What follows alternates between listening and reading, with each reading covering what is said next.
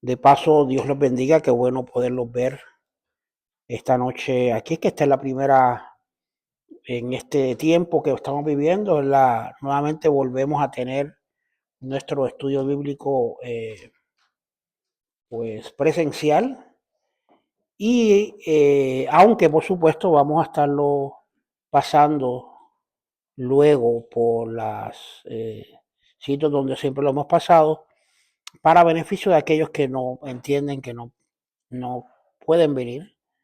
Y eso lo vamos a hacer nada más que por unos cuantos semanas más, eh, por el hecho de que la, yo no quiero como pastor, y es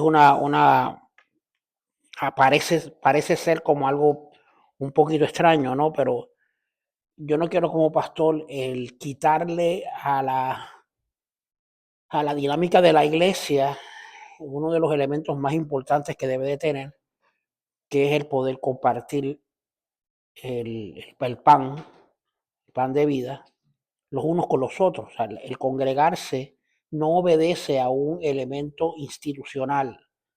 El congregarse obedece a un elemento de crecimiento en el espíritu, porque la única manera que tú puedes probar el amor de Dios es cuando tú te relacionas con los demás. Y esa relación con los demás, uno dice, bueno, pero yo me relaciono con la gente de mi trabajo y que sé yo qué diantre. Y entonces si hacemos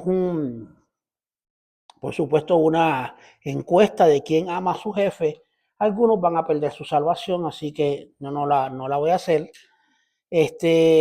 Por lo tanto, realmente el laboratorio o la mesa el taller donde se tiene que mostrar o se tiene que evaluar el amor que hay en cada uno de nosotros, es la congregación de los santos.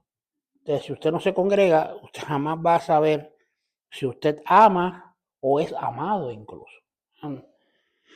Así que esa parte, ¿verdad? Pues yo sé que es contraria a las nuevas tendencias que parecen ser buenas de los cuestiones de internet y pasar parecen ser buenas, como muchas cosas han pasado a través de la historia de la iglesia que parecen ser buenas y lo que han hecho es dañar a la iglesia, como por ejemplo, y yo lo he dicho un montón de veces, esto no es un problema para mí, los grandes conciertos, las grandes figuras del jet set cristiano, que personalmente no tengo ningún problema con ellos, pero el concepto nada más, el concepto de tener un fan de unas personas que cantan, unas personas que, pues eso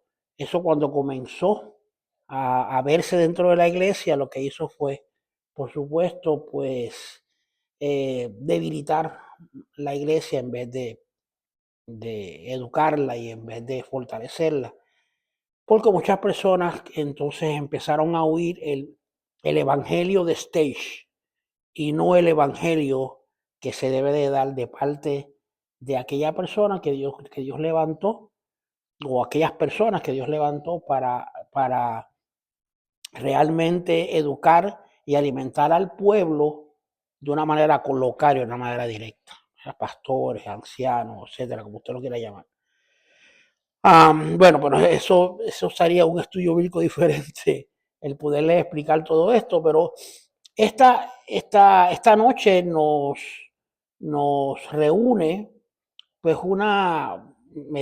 esto yo no lo escogí, esto lo escogió nuestro director de educación, y donde él quiso que yo pues hablara sobre el amor y sobre el concepto del amor basado en el momento de la última cena. Entonces me dio por donde me gusta, ¿no? E incluso pues estoy dando el estudio bíblico de aquí arriba en vez de allá abajo, y la razón es porque yo los quiero ver, yo quiero verlos. Por lo menos los pocos que estemos aquí, pues yo quiero verlos, ¿no? Porque el estudio de hoy es muy personal. Y yo quiero que ustedes lo tomen desde ese punto de vista, es muy personal. Entonces, antes de eso, quiero darles un anuncio. El viernes que viene, viernes 6, entiendo que es así, viernes 6, vamos a tener aquí, para los que quieran acompañarme, vamos a tener aquí una vigilia hasta las 12 de la noche. Así que los que quieran acompañarme, sí, incluso voy a tratar de que aquellos que no puedan acompañarme hagan esa misma vigilia en algunas casas, como si fueran pues células, ¿no? Pero la razón es que tengo una razón. Y la razón, por supuesto, de esta vigilia es poder de una vez como iglesia, poder afrontar nuestra responsabilidad ante todos los hechos violentos y desafortunados que está pasando, no nuestra nación solamente, sino el mundo entero. O sea, estamos viendo, usted está siendo testigo presencial de la sintomatología de los últimos tiempos. Pero lo está viendo, usted tiene que sentirse sumamente orgulloso de que Dios lo escogió a usted para que viviera este momento. Quiere decir que usted tiene la fortaleza para vivir este momento, porque la Biblia dice que en estos momentos Él tiene que acortarlos, porque si no los acorta, aún a los escogidos van a caer. O sea que son momentos muy difíciles, momentos en que definitivamente solamente el perseverar hasta el fin, ese será salvo, ¿no? Bien, entonces yo quiero invitarlos a ustedes a esta crónica o este estudio, este story time nuevamente, por así decirlo, de lo que pasó en ese momento o ese camino, por así decirlo, porque tengo que irme un poquito más atrás, ese camino, por así decirlo, de Jesús enfrentando los últimos momentos de su vida. Hay una novela que a mí siempre me gustó de García Márquez, que es Crónica de una muerte anunciada. Yo, para los que le gusta leer, ¿no? No es cristiana, es una novela de este señor. Pero a mí me gustó porque tiene un club. Y es que después que usted la lee completa, usted va a descubrir que no sabe quién es el que está hablando, ni sabe quién es el muerto, ni sabe quién es. Pero sí hay un muerto y sí hay una persona que está hablando sobre el muerto. Pero usted tiene que descubrir a ver quién es quién y por supuesto la novela habla sobre los días antes de que este muerto muere. Y entonces cómo hay toda una historia, ¿verdad? Que lleva a que este muerto pues se muera en el momento adecuado. Pero ¿quién es quien está hablando? ¿El muerto? ¿O no está hablando el muerto? ¿O está hablando el amigo? ¿O está hablando...? Pues uno tiene que descubrirlo leyendo la novela y casi nadie lo descubre, honestamente. Así que si a usted le gusta leer esa clase de novela, pues usted tiene ahí no para que deje de leer la Biblia, ¿no? Pero esos momentos que usted dice, déjeme, pues mira, Crónica de una muerte anunciada de García Márquez es el autor. Bien, pero entonces ¿por qué lo hablo de esto? Porque esto es una crónica de una muerte anunciada. O sea, Jesús anuncia su muerte. Entonces vamos a ver cómo es esta crónica, cómo es esta historia del momento donde él se enfrenta a su muerte. Así que usted va al libro de Juan, que es el que lo vamos a tener como base, especialmente el capítulo 13, pero vamos a estar ubicándonos en el libro de Juan, para arriba y para abajo cada rato, en otros capítulos. Pero básicamente el punto esencial de una pregunta, es que hay una pregunta importante en el libro de Juan, en esta crónica, está en el capítulo 13 del Evangelio de Juan. Pero si usted se ubica, para que usted se ubique, usted tiene que entender que vamos a estar hablando en el libro de Juan desde el momento en que Jesús entra con su entrada triunfal a Jerusalén. Usted debe de entender que estamos, por favor, atiendan bien para que entiendan todo esto. Esta es la Pascua de los judíos. Mejor dicho, en Jerusalén se va a celebrar la fiesta más importante de la religión judía, que es la Pascua de los judíos, que es la celebración de cuando ellos salieron de Egipto. ¿Eh? Entonces, esa celebración se hace a nivel de toda la nación de Israel. ¿Eh? Bien, pero Jesús la va a celebrar en Jerusalén, que es su ciudad, es la capital religiosa, espiritual, como usted lo quiera llamar, de la religión judía. Y por supuesto, Jesús mismo y la escritura le llaman la ciudad de Dios. Es donde está el templo de Salomón, o el templo de Herodes, para aquel tiempo se le llamaba, pero es el donde está el templo que Dios le mandó a Salomón a construir para que fuera la sede de la religión y de los sacrificios. Es bien importante que usted sepa todo esto porque es para que usted entienda por qué pasan unas cosas en ese momento que vamos a estar hablando. Así que por lo tanto estamos hablando de que vamos a celebrar la Pascua, vamos a mudar todos, a celebrar la Pascua de los judíos a la misma ciudad de Jerusalén, donde está el templo del Señor. Y el templo del Señor tiene unas características muy, muy importantes que eran parte no solamente de las características de cuando se construyó, sino de la costumbre, de cómo ellos miraban el templo. Y es que el templo se expandió, era un templo más chiquito, y con el tiempo empezó a expandirse. Tenía que expandirse porque pues el templo básicamente eran tres partes del templo. El lugar santo, bien chiquitito, el lugar santísimo y la plazoleta del sacrificio, donde estaba una fuente de agua, donde estaba el altar del sacrificio, que básicamente era afuera de la estructura principal donde estaba el lugar santo y el lugar santísimo. Entonces había que expandir el templo porque pues la gente quería entrar al templo y el templo era santo. Y solamente los que podían entrar al templo era la tribu de los levitas, los que eran parte de los levitas. Incluso para que ustedes entiendan un poquito más, a veces uno lee cosas que uno dice, Dios, pero ¿qué pasó aquí? No todos los levitas eran sacerdotes. Solamente los descendientes de la familia de Aarón eran sacerdotes. Entonces, los demás levitas servían en el templo, pero no eran sacerdotes, sino que servían en el templo. Eran cantores, eran los que limpiaban, eran los que adornaban.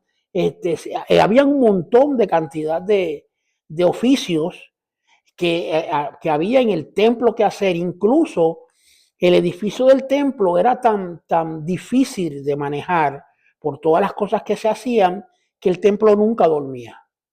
¿Sabes? Siempre habían grupos de trabajo a través de toda la noche, especialmente preparando todas las cosas para que cuando el día viniera, los sacerdotes pudieran hacer su trabajo, que era el de sacrificar los animalitos y que eso que la gente traía. Cuando la gente iba a llevar su sacrificio al templo, pero la gente no podía entrar, así que tenía que haber un lugar donde la gente pudiera entrar, que fuera del templo, pero que no fuera del templo. A esto se le llamó las escalinatas del templo. y ustedes van a oír esa frase en las escalinatas del templo en algún momento dado, porque ahí en esa escalinata estaba también los mercaderes, que no fue una vez, sino dos veces que Jesús los sacó del templo. Pero habían otras escalinatas más, el templo se expandía. Estaban las escalinatas de las mujeres, porque las mujeres no podían entrar al templo, así que tenían que tener un lugar. Y estaban las escalinatas de los posibles judíos, gente que no era judío, pero creían en la religión judía. Así que ellos tenían su lugar porque no eran tan santos como para ir más cerca del lugar del centro, ¿no? Había un último estrato, una última parte del templo que los judíos entendían que era parte del templo. ¿Cuál era? Jerusalén completa.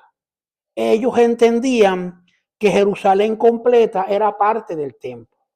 Entonces la costumbre era que para aquel tiempo todo el mundo pone a todo el mundo pone a la gente, porque claro que la Biblia le dice que era así, todo el mundo pone a la gente calzando chancleta, pero no, no todo el mundo calzaba chancleta.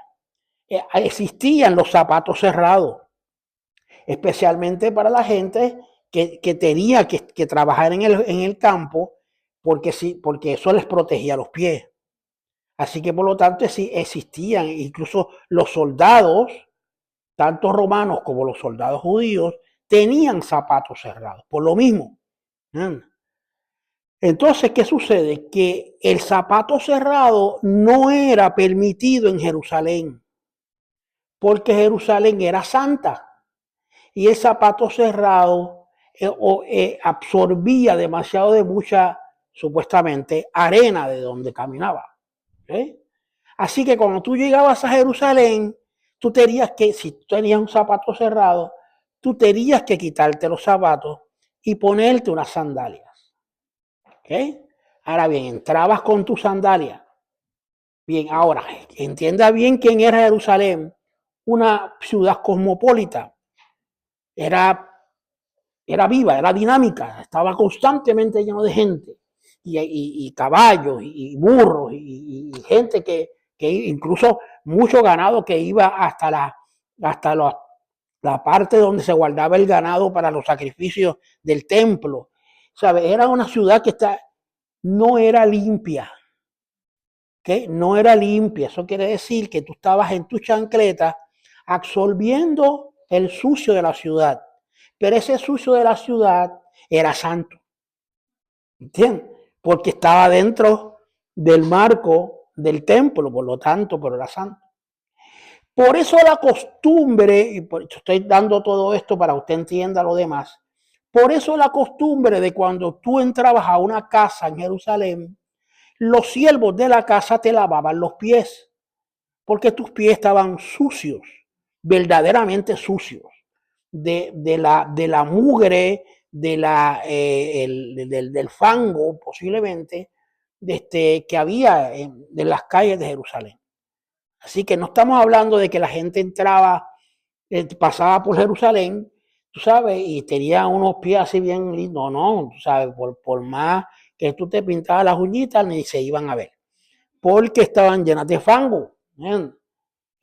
Así que era bien importante y era parte de la ética y del protocolo de las personas que vivían en Jerusalén, que por supuesto, las personas que viven en Jerusalén no eran pobres, eran gente pudiente, vivían en Nueva York, en el Nueva York de aquel tiempo, ¿entiendes? Eran gente pudiente y gente que le sacaban dinero al hecho de vivir en Jerusalén. ¿Por qué le sacaban dinero? Bueno, pues porque Jerusalén era, por supuesto, un centro de reunión. Y cada vez que había una fiesta de los judíos, a la gente le encantaba ir y peregrinar hasta Jerusalén para hacer esa fiesta en Jerusalén. Es por eso que nos encontramos con el aposento alto de Hechos, ¿verdad? Que no era un cuartito, era algo sumamente grande, donde cabían bien 120 personas, así que no estamos hablando, no era un cuartito. ¿Vean? Donde convivían, porque ellos no se fueron de ahí. Y no solamente eso, usted va a ver que en el relato que vamos a hablar, Jesús le dice a sus discípulos, vayan a buscar el aposento que ya yo separé. Mira, va a encontrar a esta persona en tal sitio. Él sabe cuál es el aposento que separe, porque para la Pascua de los judíos se alquilaban salones o eran azoteas o eran salones cerrados para que las familias que venían, que no eran de Jerusalén, que venían a peregrinar a Jerusalén, pudieran celebrar la Pascua en Jerusalén. ¿Eh? Y entonces se alquilaba el paquete completo. ¿Con qué lo quiere? ¿Con lechón o con no? El lechón era animal no impuro. Hasta que el Señor dijo, espérate, no, déjame pensar en Alberto Valga y quitarlo de la lista. Así que, pero el paquete iba completo, el paquete iba de que te alquilaban el local y te alquilaban la comida y todas esas cosas porque tú venías de lejos, tú venías simplemente a tener la bendición de celebrar la fiesta que sea o la Pascua en este caso en la ciudad santa de Jerusalén. Ahí nos encontramos con esta situación. Jesús ahora está entrando a Jerusalén de forma triunfal. Entonces, yo quiero que usted me siga, porque Jesús que va en el asno, entrando a Jerusalén, está entrando, va más o menos por una parte de Jerusalén que es una cuesta que va desde Betania hacia Jerusalén. Jesús que va por ahí, va así con el pecho hinchado de que aquí voy. No. Por favor, ubiquémonos en un hombre que se acerca a el día en que lo van a matar. Bien importante esto. O sea, Jesús no le interesa en ningún momento dado. Número uno, el que se vea en su entrada triunfal, que lo vitoreen, porque sabe muy bien que la gente que lo está vitoreando son los mismos que le van a decir luego dentro de unas horas, crucifíquenle. Así que él no está buscando el vitoreo, él está buscando el hecho de que la gente sepa en Jerusalén que llegó el rey de Israel a la ciudad santa. Que simbólicamente él está enfrentando su destino de morir en la cruz. Así que él va a la ciudad santa, no es la primera vez que va, nos la encontramos a Jesús teniendo más o menos 12 años en Jerusalén, y nos encontramos a Jesús comenzando su ministerio también en Jerusalén, donde va directamente hacia el templo y saca a los cambistas del templo. Ahora llega nuevamente a Jerusalén y cuando llega a Jerusalén va directamente al templo. Ubíquense acá, o sea, traten de ser bien internos acá en lo que estamos pensando. Jesús va a su templo. También me están entendiendo, ¿verdad? Ese templo está ahí en honor a él, pero nadie lo sabe. Nadie lo sabe porque es él el Dios de ese templo. Así que por eso es que él va y va directamente, va a celebrar la Pascua. Jesús va a celebrar la Pascua en Jerusalén con un pequeño problema. Jesús sabe algo. Estos condenados no aprenden. Hace 3 años los saqué del templo y yo sé que van a hacer lo mismo. Así que yo voy a celebrar la Pascua en mi ciudad santa de forma santa. Por lo tanto, yo voy a limpiar el templo de nuevo. Así que va directamente al templo y saca a los cambistas del templo nuevamente, porque él va a celebrar su Pascua. No la Pascua de los judíos, sino su Pascua, donde él es el libertador. No donde se liberó de Egipto sino donde Él es su libertador. Así que sale del templo y empieza a tener una conexión con varias personas a través del momento en que está en Jerusalén, donde incluso hace su headquarter, no en Jerusalén, sino en Betania, especialmente posiblemente en casa de Lázaro y María y Marta. Así que, pero mientras está en Jerusalén, o en Betania, en Jerusalén, y de vuelta, eso queda al lado, él tiene un encuentro con muchas personas y si usted va a ver una cantidad de data increíble antes del capítulo 13 de Juan, una cantidad de data preciosa, unos elementos cuando los griegos buscan a Jesús, unos elementos bien bonitos, hasta el momento en que hasta el momento no es que Jesús decide ir al lugar de la Pascua, sino porque ya llegó la Pascua. Ya es jueves de esta semana donde la fiesta de los panes sin levadura se hacía. Así que por lo tanto, el jueves, él le dice a sus discípulos, vayan a encontrar a esta persona y él les va a decir dónde es el cuarto donde vamos a celebrar la Pascua. Bien, ¿por qué digo jueves? ¿Por qué te digo jueves? Porque para los judíos los días no cuentan como nosotros. El día para los judíos cuenta de 6 de la tarde a 6 de la tarde, no de 12 de la noche a 12 de la noche, sino comienza a las 6 de la tarde. Así que el jueves, antes de las 6 de la tarde, Jesús envía a sus discípulos a buscar el lugar donde van a celebrar la Pascua. Porque la Pascua tiene que celebrarse el viernes, que es la Pascua, y que es el día donde se sacrificaban los corderos para la Pascua.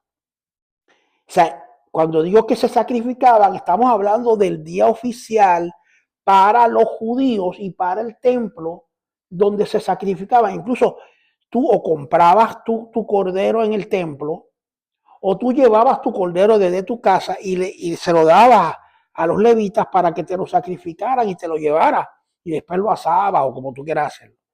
Pero ese día, desde el jueves en adelante, ¿verdad? Era bien busy en el templo, especialmente el viernes, porque el viernes era a degollar corderitos. Todo el día y todo el día y todo el día y todo el día y para que las familias pudieran celebrar la Pascua. Así que por lo tanto, está a las 6 de la tarde, se entiende que Jesús entra al lugar, a este aposento. Vayan conmigo, busquen capítulo 13 para que vayan conmigo. Jesús entra al salón a celebrar la Pascua. 13 personas entran al salón.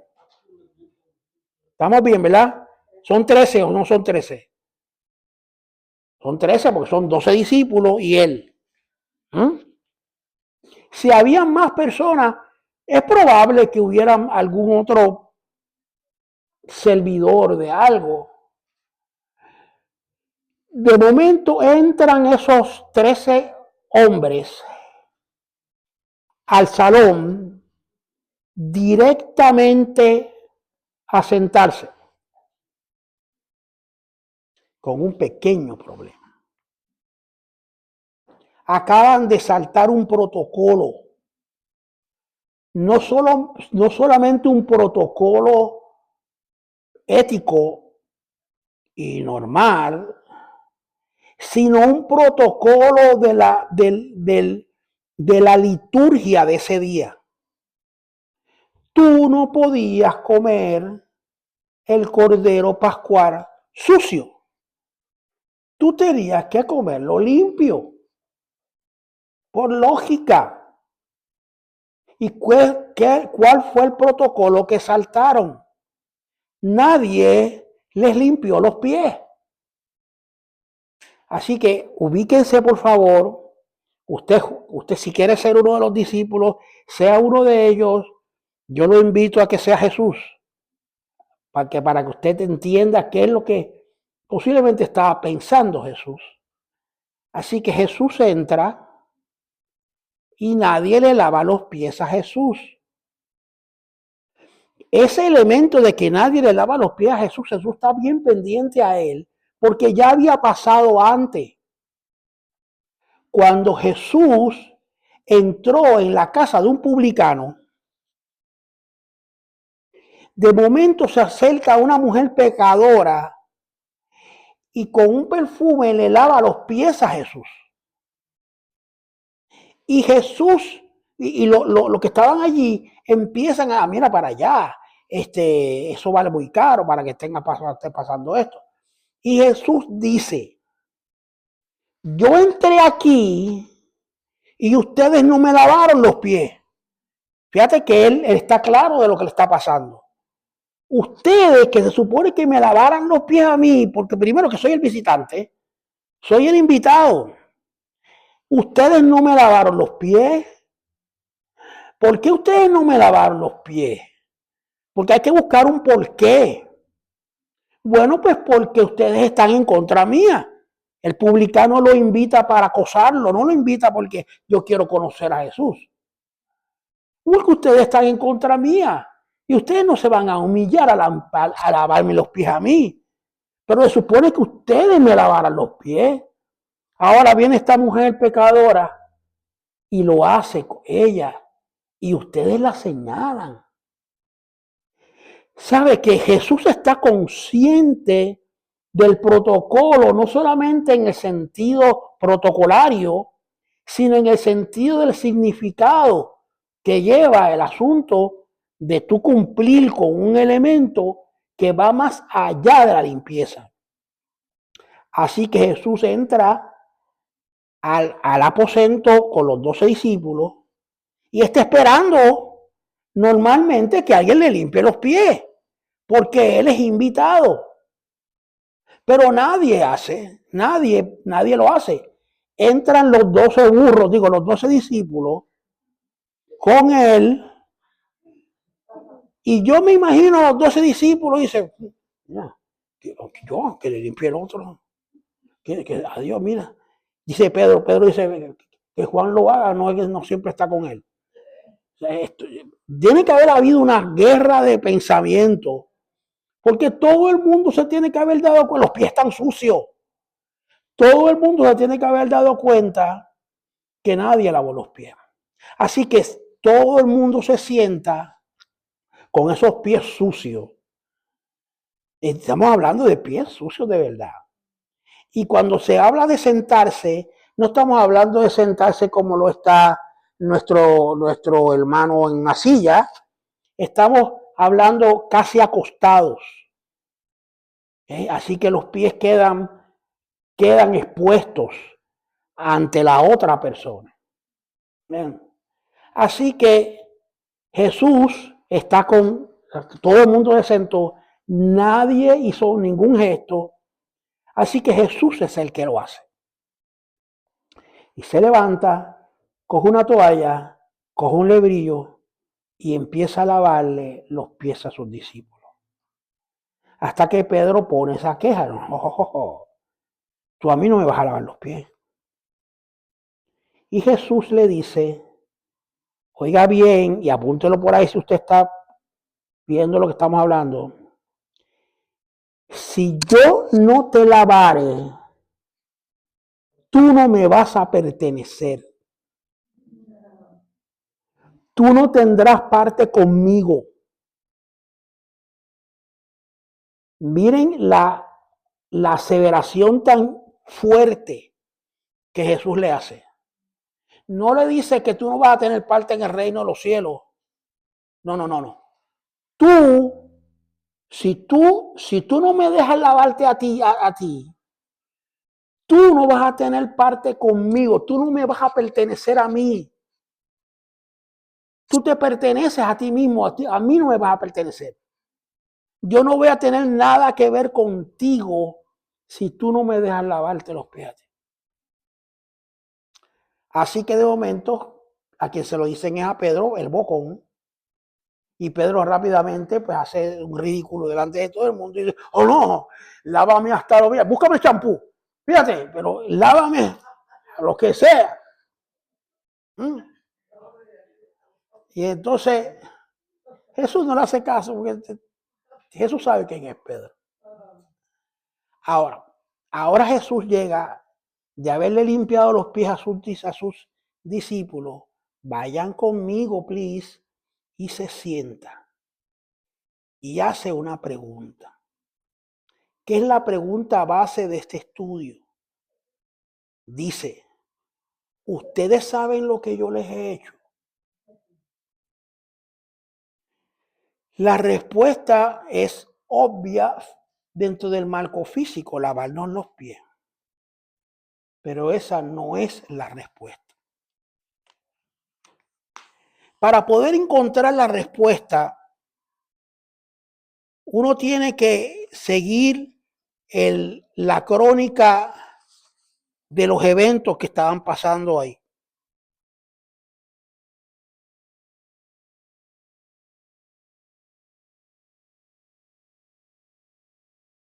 Y los eventos que estaban pasando ahí dieron pie a que Jesús pudiera argumentar, pudiera darles unas herramientas a sus discípulos y por ende a nosotros que que íbamos por lo tanto a entender la multifacética respuesta que tenía a esa pregunta.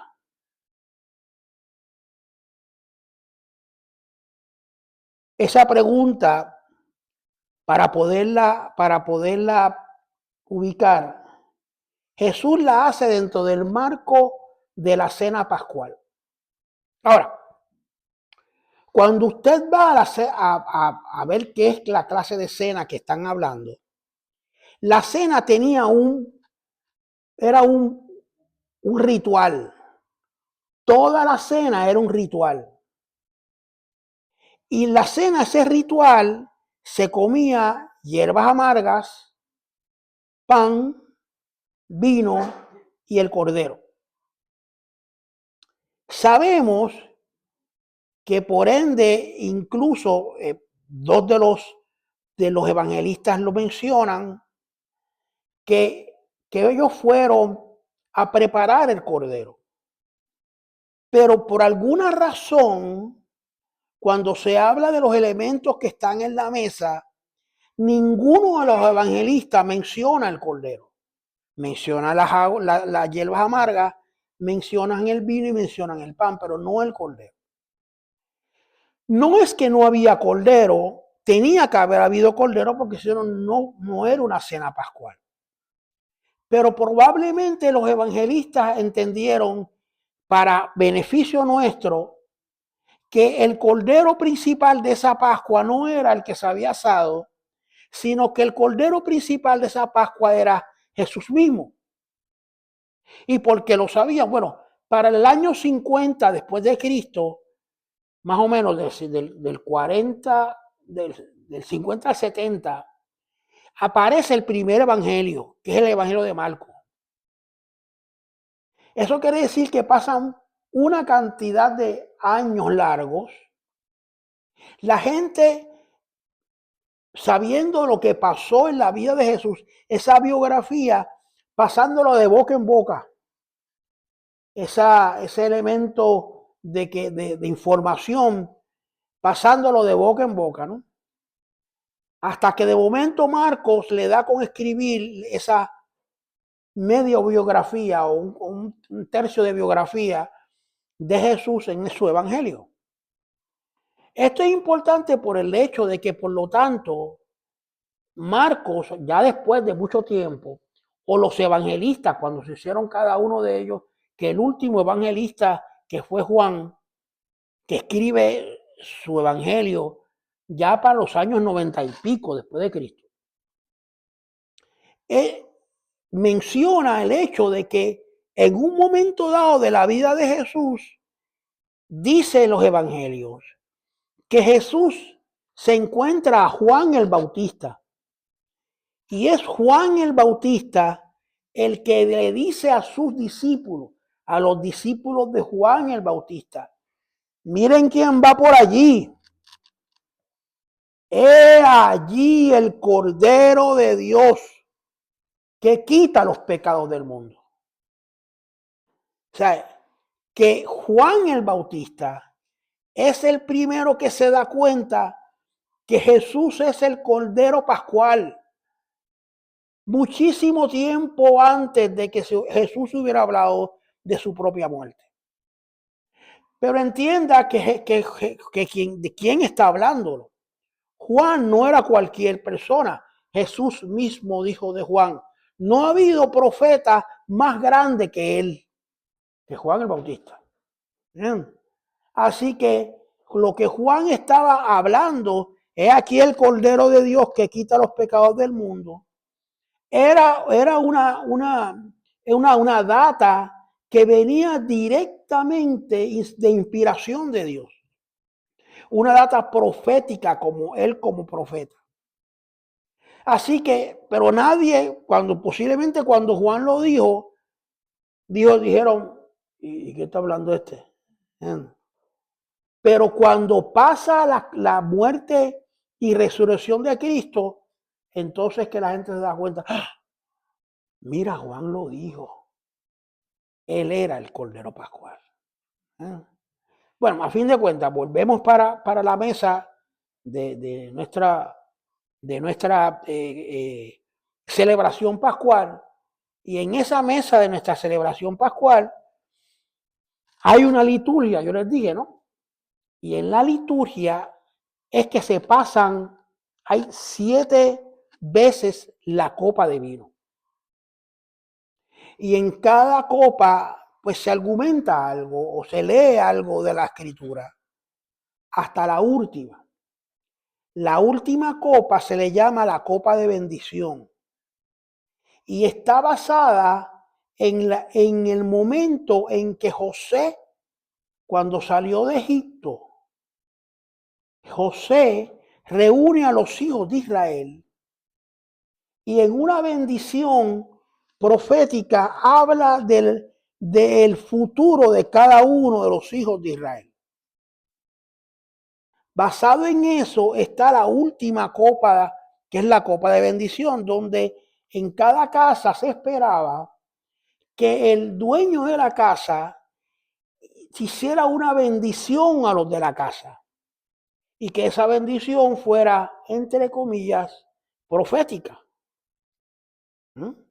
Posiblemente habría gente que lo que hacían eran unos insultos, pero se suponía que esa última copa de la celebración pascual era un acto profético. Así que Jesús hace lo mismo. Cuando de momento en la liturgia viene la última copa, Jesús nos deja en esa última copa un elemento de bendición. Y no solamente un elemento de bendición, sino un mandamiento. Hagan esto todas las veces que la bebiereis en memoria de mí. Ahora, ¿dónde está esa bendición? Si usted quiere, usted va a acompañar al capítulo 17 de Juan. Capítulo 17 de Juan, todo lo que Jesús dice ahí, lo dice, incluso todo lo que dice desde el capítulo 13 hasta el 18, todo lo que sucede ahí sucede en la mesa pascual. Así que en el capítulo 17 de Juan está la bendición que Jesús le da a sus discípulos. Déjenme un momentito buscarla aquí.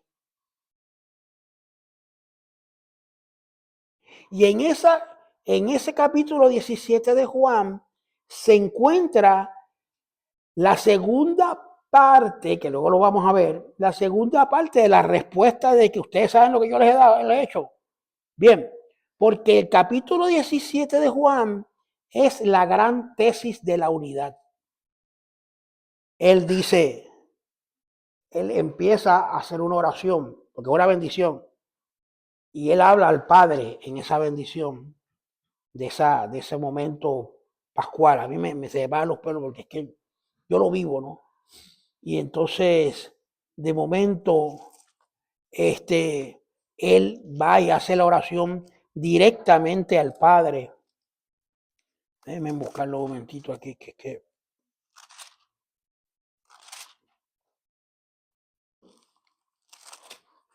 directamente el Padre. Dice, estas cosas habló Jesús y levantando los ojos al cielo dijo, Padre, la hora me llegó. Fíjate el contexto de los argumentos de Jesús. En todo momento, los contextos es, tengo miedo, que me voy a enfrentar a la muerte. ¿Okay? Me voy a enfrentar a la muerte. Por lo tanto, Padre, mi hora ya llegó. Ahora yo quiero que tú glorifiques, que tú exaltes a tu Hijo, para que también tu Hijo te exalte a ti. Exáltame a mí para que yo te exalte a ti. Vayan conmigo, porque esta es la respuesta. ¿Sabes por qué yo le he hecho? ¿Sabes lo que yo le he hecho? Exáltame a mí para que yo te exalte a ti.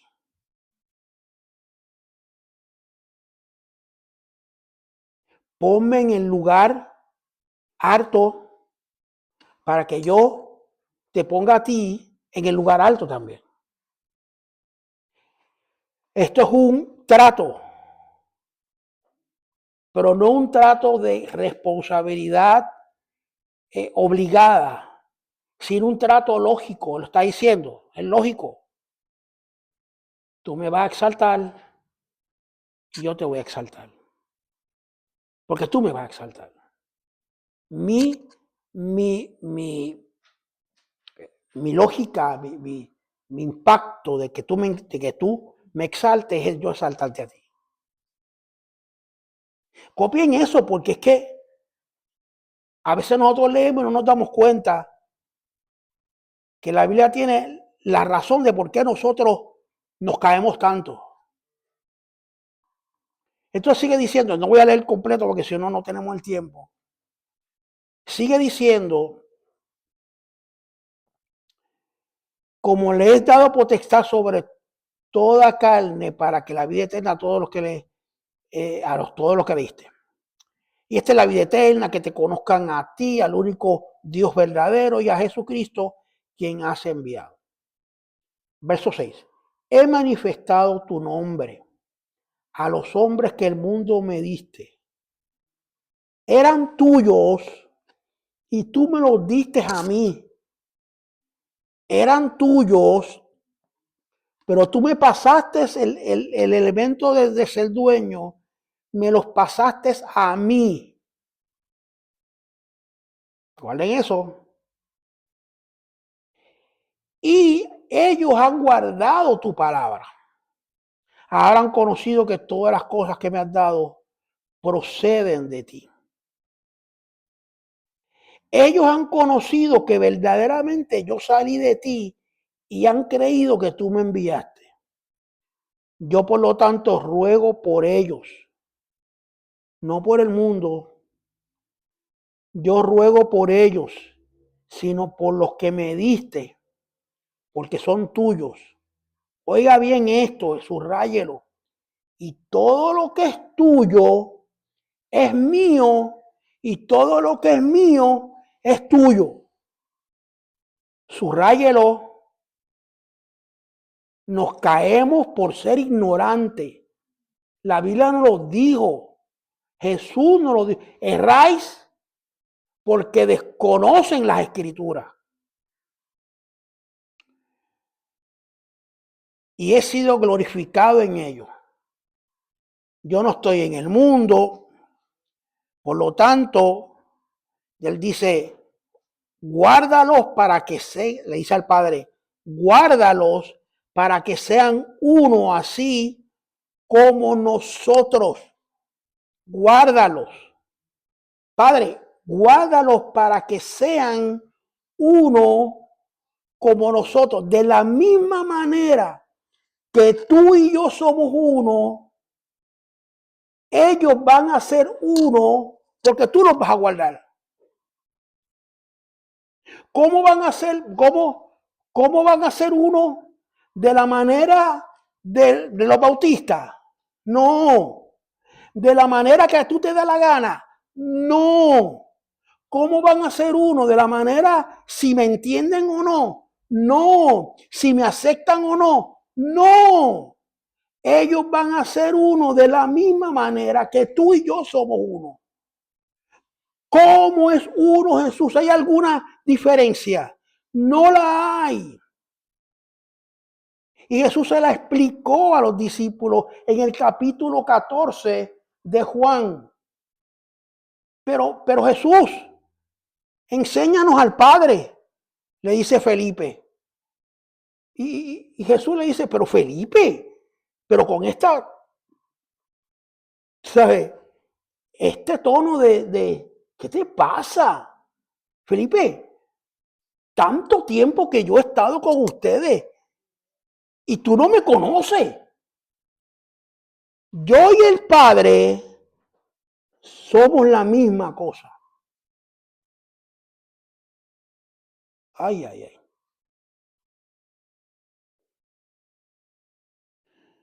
A mí me dan ganas de llorar esto. Porque yo y Mamichela, ¿de qué parte de México tú eres? De Reynosa. ¿Sabe Dios cómo es Reynosa? Usted tampoco sabe cómo es el viejo San Juan. Pero sabía que usted y yo somos uno. Somos la misma cosa. No conocer Reynosa, ni usted conoce el viejo San Juan, pero conoceremos la nueva Jerusalén. Somos uno. Yo no puedo jamás, si tú no tienes la capacidad de ver a Mamichela como parte de tu propia piel, tú no eres cristiano.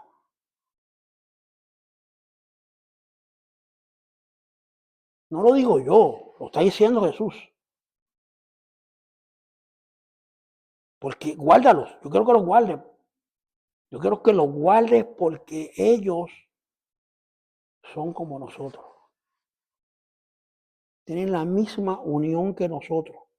Ellos no son de este mundo, ni tampoco yo soy de este mundo, le dijo Jesús. Si usted sigue leyendo, estoy aquí, es que yo lo saqué aparte. Ahora bien, dice, como tú me enviaste al mundo con la misma misión e importancia que tu Padre me enviaste a mí al mundo, así yo los envío.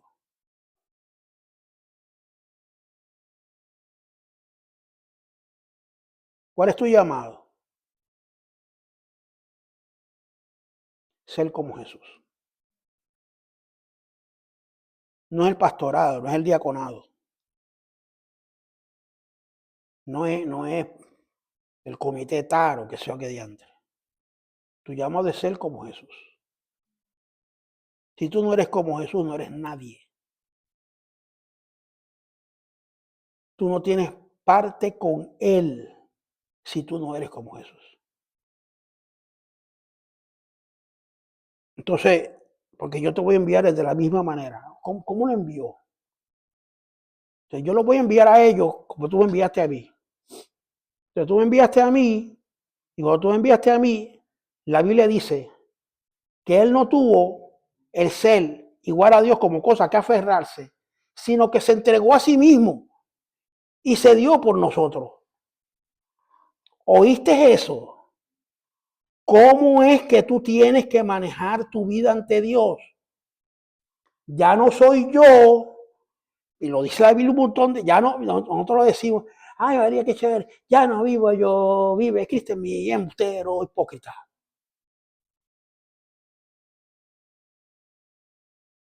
Porque no te atreves a dejar de ser tú.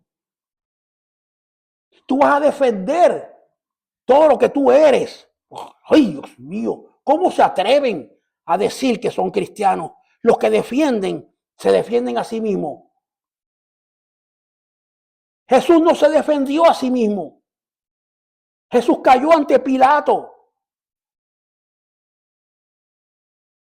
Por lo tanto, entonces, bueno, pues quieren aprender de la misma manera que Él me envió a mí, yo los envío a ustedes. De la misma manera, no hay diferencia. Jesús dice la verdad, te lo aseguro.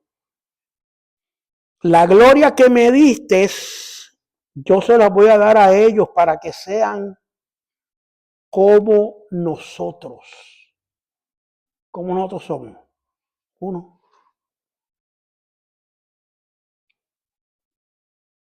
Yo en ellos, mira cómo lo explica, yo en ellos, tú en mí, para que sean, una palabra muy fea que va a decir ahora, para que sean perfectos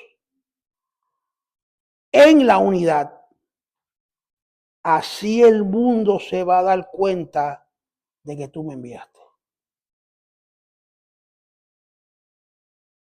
Perfectos. La unidad tiene que ser perfecta. Tenemos que morir constantemente para eso. Estaba hablando con Bianca esta tarde. Ella me está testificando que después de haber pasado por todo lo que ha pasado, estaba hablando con su familia y su familia lo que dijo como que la hizo temblar, porque ella le dijo, esto que me ha pasado me dio la clara evidencia de que yo estoy muerta. Y todo el mundo, no digas eso, míralo, no, yo estoy muerta. Si yo no estuviera muerta, no viviría para Cristo. Mira que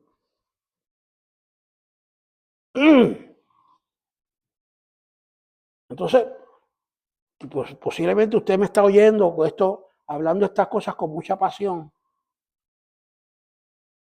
porque yo morí también.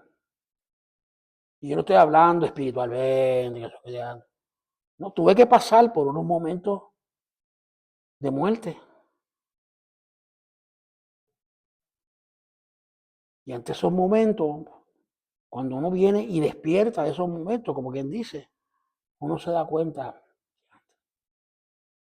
qué es lo que verdaderamente vale de la vida. El vestido, el carro, la casa, lo que la gente cree de mí, lo que la gente dice de mí, ¿qué es lo que vale? ¿Qué es lo que tiene valor en la vida? Porque el que ama la vida la perderá, dice la Escritura. Más el que la pierde, más el que la pierde por mí, ese tendrá vida eterna. O sea, ese elemento era lo que Jesús, capítulo 17, era la bendición que Jesús quiso decir para todos nosotros. Proféticamente yo estoy profetizando para la iglesia. La iglesia va a subsistir si son uno. Si no son uno, son nada. Somos una burda representación teátrica de una religión. ¿Tú quieres ser eso? sélo tú mismo, pero yo no. Yo no. Yo tendré un montón de defectos. Que sí tengo defectos. Pero en ninguno de esos defectos me van a llevar a yo tener, me van a llevar a no, ¿cómo decirlo? No me van a llevar a defender la vida. Yo quiero defender mi muerte al mundo, mi muerte al pecado. Yo quiero defender mi derecho a decirle que no al diablo. Yo quiero defender el derecho, mi derecho de imitar a Dios, de imitar a Jesús. Esos son los derechos que yo quiero defender. Si la gente me abandona, porque la gente me abandona, no importa. Al final de cuentas, yo quiero yo quiero oír de mi Señor, entra, buen siervo y fiel. Antes de esa gran bendición, Jesús nos daba el eslabón perfecto para entender la respuesta a la pregunta. ¿Cuál es la pregunta? Ustedes saben lo que yo les he hecho. Cuando se los lavó los pies, que no era lavarle los pies. Y nos las da en ese mismo capítulo 13, en el capítulo 34, y nos dice, para que lo entiendan, yo les voy a dar un nuevo mandato, una nueva orden, una orden que es imposible que usted no la deje de hacer. O sea, no hay opción, o la hace o usted muere. Yo les voy a dar un nuevo mandamiento, que se amen los unos a los otros.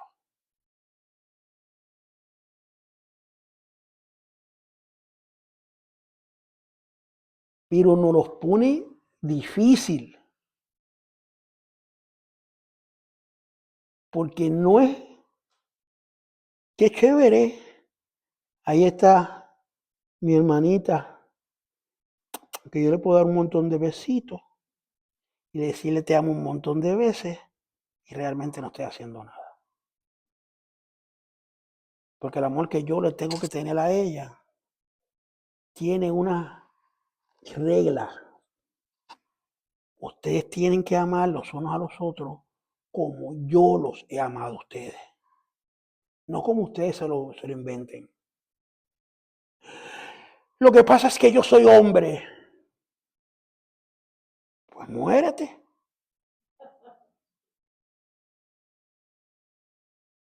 Estamos tratando de que viva, pero si tú quieres seguir siendo un ser humano, ¿por qué diantre? Jesús le dio en la bendición, en esa bendición al Padre, decirle al Padre, hey, yo sé que ellos no son de este mundo, como yo no soy de este mundo. ¿Tú quieres seguir siendo de este mundo?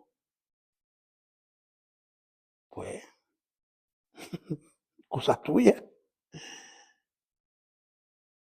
Pero Él nos manda a amarnos los unos a los otros como Él nos ama a nosotros.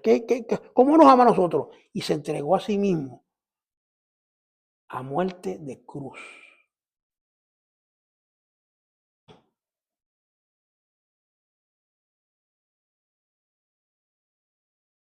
Cuando vemos el amor, de acuerdo a esto que yo estoy diciendo aquí, no existiría en nuestra congregación nadie triste. No existiría en nuestra congregación nadie en necesidad. Porque hay gente en necesidad. Le doy unas gracias, enormes gracias, especialmente a las damas. Porque aquí las damas siempre se crecen. Porque en el momento que hemos vivido donde se ha tenido que estar llevando compras y situaciones a otras personas, han sido las damas las que han dicho presente. Yo sé que han habido caballeros, uno o dos, pero la gran mayoría, damas. ¿Verdad? Y yo digo, wow, siempre se han crecido aquí. Pero aún así existen entre nosotros necesidades. ¿Dónde están? No las vamos a saber nunca, porque no nos interesa. Ojos que no ven, corazón que no siente. No nos interesa saberlas. Usted sabe mis necesidades. Yo se las he dicho y tampoco las he interesado. Yo compré una mesa para hacer mis estudios bíblicos hace 2 meses y estoy esperando que alguien la forme. Pero no importa. Un día vendrá un profeta del cielo, Elías, en el caballo de fuego, y la formará por mí. O sea, si en cosas tan pequeñas no podemos hacer algo, ¿cuáles son las necesidades de los demás? Hay necesidades, hay gente que llora aquí. Especialmente en este momento hay gente que llora. En sus casas, hay gente que llora en sus casas. Incluso, ¿sabe lo que más me duele? Que mucha gente que llora o que tiene alguna situación busca, porque es lógico, la Biblia lo dice, tú tienes que buscar, el que busca encuentra, ¿no? Busca a ver quién le ayuda en su necesidad, por lo menos en esa necesidad de llorar. Cuando no se supone que lo busque, se supone que yo busque al necesitado.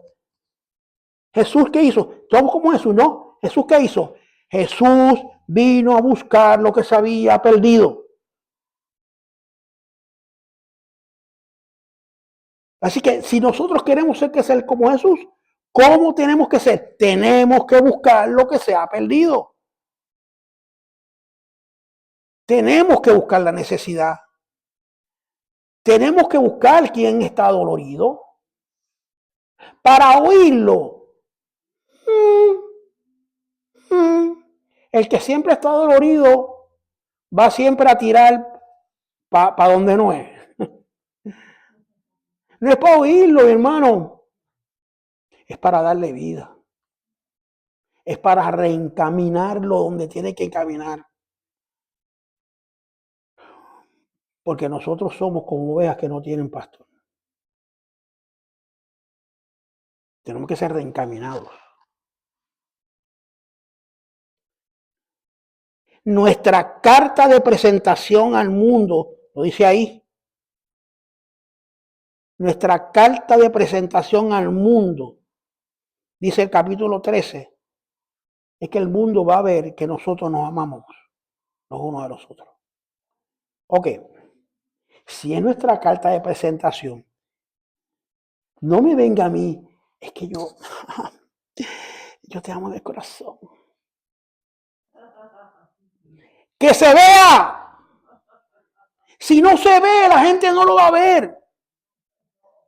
Tiene que verse el amor. La gente tiene que notar que nosotros amamos. La gente tiene que notar que nos sacrificamos por el otro. Una predicación, pero sobre algo, pero lo voy a tener que adelantar hoy. Me quedan 15 minutos. Yo no sé, todavía, para mí todavía hay gente que puede que me señale, pero para mí esto es el altar de Dios. Símbolo, lo que sea, como todo, este es el altar. Santo, para mí santo. Incluso cuando la Biblia dice que nosotros tenemos que presentar nuestro cuerpo en sacrificio vivo delante del Señor, está hablando del altar. Está el altar. Ahora, la gente viene al altar a llorar sus penas. Está bien, no hay ningún problema con eso. Lo único es que el altar que el Señor puso como ejemplo, el altar del templo de Jerusalén, el altar del tabernáculo, para lo único que servía era para sacrificio. Tú no ibas a hacer un show en el altar, tú ibas a sacrificarte en el altar. Tú ibas a perder tu vida en el altar. Ahora no, ahora el altar es para show off. Mira lo mucho que lloro delante de Dios. No, yo voy al altar a sacrificarme, a dejar de vivir para el mundo, para ser resucitado juntamente con Cristo. Yo tengo que dejar de vivir para lo malo. Y ahí está el altar. Yo tengo que dejar de vivir para lo malo, para vivir para lo bueno. Capítulo 14 de Juan. Ahí Juan. Todas esas cosas ocurren estando en la mesa. Es el capítulo del yo soy. Y cuando digo el capítulo del yo soy, es que va a aparecer Jesús diciendo yo soy, pero va a aparecer diciendo exactamente las palabras en el mismo contexto que aparecen en Éxodo. Oye, ¿cómo tú te llamas? Le voy a decir al pueblo que quién me envió. Le dijo Moisés a la voz que le hablaba en la salsa ardiente. Pues mira, dile que yo soy te he enviado. Dile que yo soy te he enviado. Pues en capítulo 14 está Jesús, está en la mesa, está en la mesa de la Pascual. Y le dice a los discípulos, miren, no tengan miedo. O sea, yo me voy. Ustedes crean en mí. Porque en la casa de mi papá hay muchas moradas para ustedes. Y yo voy a ir a prepararles el lugar para ustedes. Ustedes no tengan, no se turbe vuestro, se va a turbar. Lo estoy diciendo porque se van a turbar. Cuando vean todo lo que va a pasar, se van a turbar. Pero no tengan miedo. Yo lo que estoy haciendo es yéndome antes que ustedes para prepararle el lugar para ustedes. ¿Por qué?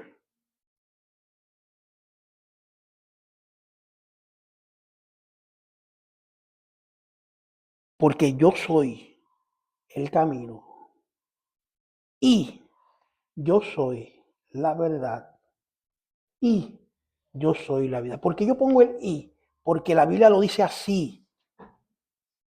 Lo separa para que entendamos que cada una de las cosas tienen su peso completo.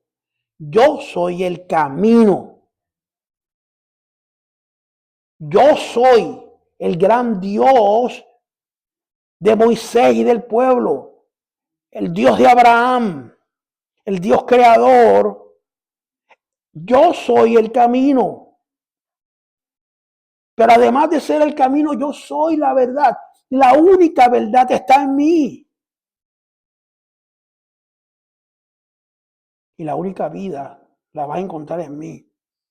No trates de crear otra cosa diferente porque no te va a fallar. El gran yo soy.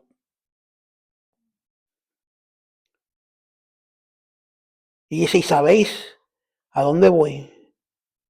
Y sabéis el camino. Y Tomás le dice, Señor, no sabemos a dónde vas.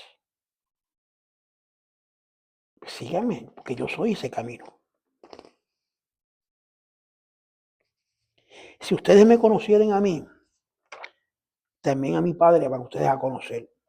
Y ahí es donde Felipe se adelanta y le dice, Señor, pero muéstranos quién es el papá, quién es nuestro papá. Tú te pasas hablando del Padre, pero muéstranos. Y tú, pero Felipe, tú, mira, hello, Nino. Hace tiempo estoy aquí, tú no te has dado cuenta que soy yo. Eso es bien importante porque no es una duda de Felipe, es una duda para nosotros. Tú no te das cuenta dónde está Dios todavía. Vivimos vidas donde no nos damos cuenta. Tenemos a Cristo en las narices. Y no nos damos cuenta que está ahí. Y nos atrevemos a pecar y a blasfemar y a injuriar y a chismear teniendo a Cristo en las narices. Tú no te das cuenta que estoy aquí. ¿Quién diantre te sacó de donde estaba? Fuiste tú. Es el que me ha visto a mí, ha visto al Padre. Porque somos uno. Y luego en ese capítulo 14 mismo, te dice, si ustedes me aman, o sea, para aquellos que se pasan diciendo que están enamorados de Jesús, si ustedes me aman, entonces ustedes guardan mis mandamientos. Si ustedes no guardan mis mandamientos, ustedes no me aman. Sí, pero yo trato, pues no me amas. No trates, hazlo. Sí, pero yo me resbalo de vez. ¿Y? 7 veces cae justo y ¿qué hace? 7 veces se levanta, eso es todo. ¿Cuál es tu problema? Yo me levanto y sigo hacia adelante. Porque yo tengo una meta, tú tienes una meta. Yo tengo que alcanzarla. Yo no voy a perder todo. Llevo 50 años en esto. ¿Usted cree que después de 50 años en esto de luchar voy a perder, voy a morir en la orilla? No. Yo voy a seguir y voy a caer y voy a levantar y voy a seguir. Porque estoy más cerca de la meta posiblemente que ustedes. Y yo quiero llegar a esa meta. Y es ahí mismo que nos da una promesa. Dice, yo voy a rogarle al Padre que no los deje solos. Yo les voy a mandar un consolador. El Espíritu de verdad, que va a estar con ustedes y en ustedes. ¿Ves que tenemos a Cristo en las narices?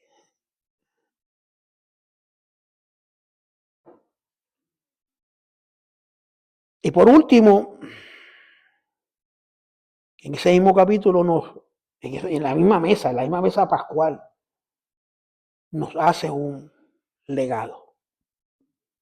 Nos da una poquitito de la, ¿cómo se llama? De lo que se supone que nos pertenece por herencia. Y nos dice, la paz, no tu paz, no ninguna paz, la paz, cuando dice la paz, lea lo que lo dice así, la paz, no mi paz, la paz. Cuando lo dice la paz, está hablando todo como un concepto que es absoluto. No hay sombra de variación ahí. La verdadera paz, el concepto total de lo que es paz, yo se la voy a estar dando. Te lo doy ahora mismo te lo estoy dando. Porque esa paz es mía. Por lo tanto, yo te la doy. Yo tengo la autoridad de dártela. No vayas a confundirla con la paz del mundo. Te lo está diciendo ahí. No la confundas con la paz del mundo. No la confunda con estar chévere con la gente. Eso no es ninguna paz. No la confundas con que, con de momento con unos pajaritos. No la confundas, esa no es la paz. Esa es la del mundo, la que tiene que pintarse, la que tiene unas características claves para que tú te sientas en paz. Pero la de Dios nace dentro. Está sujeta única y exclusivamente a su presencia. No importa donde uno esté. Que nadie robe tu paz. Porque no puede ser robada. Eso le pertenece a Jesús. Y Él te la regaló. Si algo va a robar tu paz, tú huyes de quien te quiera robar la paz. ¿That's it? ¿Eh? Porque esa paz le pertenece a Él y Él me la dejó a mí. Yo soy el custodio de la paz de Jesús. Para que yo la disfrute.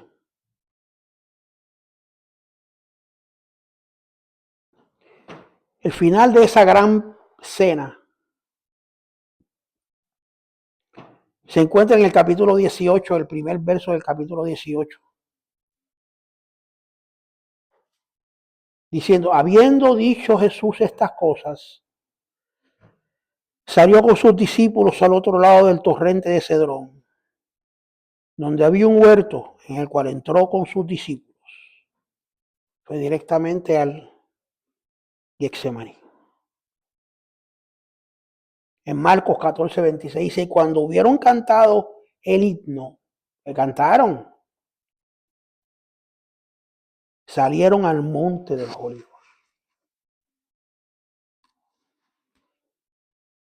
Y ahí comienza una segunda parte de la crónica de una muerte anunciada. Bellísima. El estudio de lo que pasó en el monte de los Olivos. Uf. ¿Cuál es la conclusión? Bien, 3 minutos. La gran respuesta a nuestra pregunta, ustedes saben lo que yo les he hecho, está en la relación de nosotros con Dios en cuanto a la obediencia a la unidad perfecta que haya entre ti con Él y el resto del cuerpo.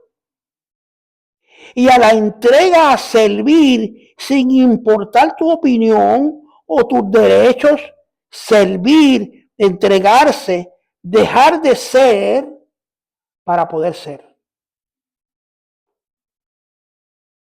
El que no sirve, no sirve. That's it. El que no sirve, no sirve. O sea, eso es un insulto. Me está insultando. No, quien no sirve eres tú, yo soy yo. Es tu problema. O sea, yo no te estoy insultando. Tú eres el que estás diciendo que no sirve, ¿no? No, incluso tú no lo dices. Nadie lo dice. Lo actúa. Tú no sirves. No sirve. Pero no sirve para qué? Para ser parte de Él. Para ser parte de Él. Ser Cristo no es la meta del cristiano. Ser Cristo no es la meta del cristiano. Es su verdadera esencia, su vida y su dínamo. Nosotros no nos encaminamos a ser como Él. Tenemos que ser como Él. Muchos de nosotros llevamos años tratando de ser como Él. Y se nos ha hecho este caminar tan difícil. Pues claro, si estamos tratando de ser lo que no podemos ser. Nosotros tenemos que serlo. Por su gracia y por la fe que tenemos en Él. Y tenemos que actuarlo. Pero ¿cómo lo voy a hacer? Pero si nos dio las llaves. El que quiera seguir en pos de mí, niéguese cada día a sí mismo.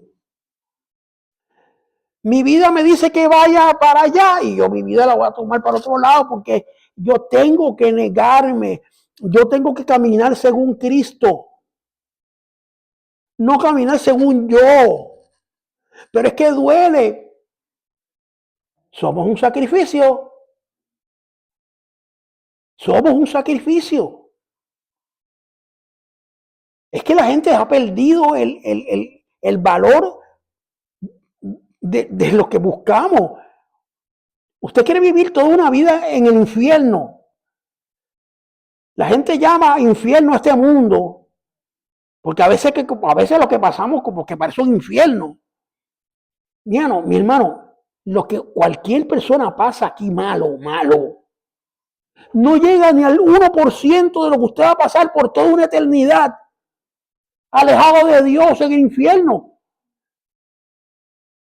Así que lo que nosotros estamos buscando no es cualquier cosa. Lo que nosotros estamos buscando es vivir de verdad. Aquí, en estos 60, 70, 80 años que vivimos aquí. No. Vivir por siempre dentro del marco de lo que es totalmente vida, que va más allá de lo que nosotros podemos ni pensar. Por lo tanto, la expresión activa y observable del amor de Dios somos nosotros, mostrándonos como servidores útiles, unidos los unos con los otros como un solo ser. Esa es lo que yo les he enseñado a ellos. Yo les he lavado los pies, Dios en Jesús te lava tus pies, te está lavando tus pies, está sirviéndote para que tú sirvas. Porque servir es el acto de humildad que te va a unir con todos aquellos que van a servir junto contigo. Y esa unidad es la única manera en que vas a ser realmente salvo. Porque separados de mí, nada podéis hacer.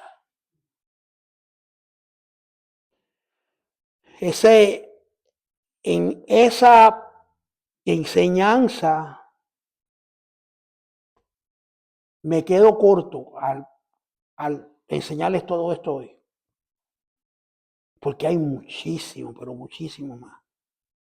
Estamos hablando de la vida. ¿Y quién realmente tiene tiempo para hablar de la vida? Vamos a ponernos en pie. Yo espero que ustedes hayan entendido todo lo que Dios le ha querido decir a ustedes. Para que sean diferentes. Para que tomen decisiones diferentes. Para que no sean altivos delante de Dios. Pues Jesús, pudiendo altivarse, nos lavó los pies.